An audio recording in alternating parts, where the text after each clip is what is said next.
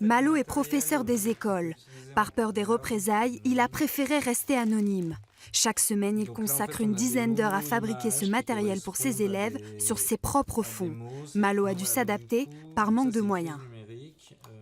Mon budget, moi, annuel pour ma classe cette année, il est d'un peu plus de 300 € pour acheter des cahiers, des stylos, des feutres Velleda, des ardoises, des règles. Ce n'est pas suffisant.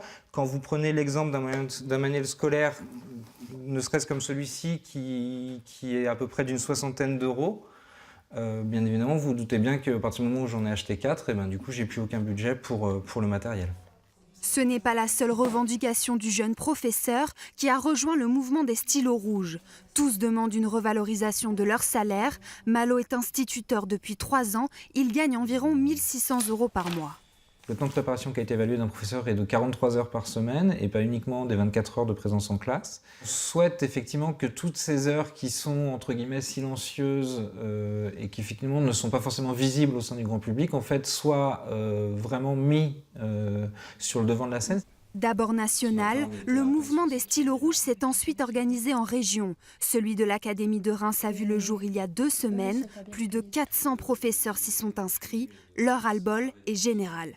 C'est de la colère, c'est de la déception aussi, beaucoup pour moi, mais d'après tous les témoignages, c'est beaucoup de colère. Un prof est fainéant, un prof ne travaille pas, il fait juste ses heures en classe, on ouvre le livre, page 5, exercice 2, et pour l'opinion publique, ça s'arrête souvent là. Une image et une situation que les professeurs veulent changer. En Champagne-Ardenne, le groupe envisage différents moyens d'action dans les semaines à venir.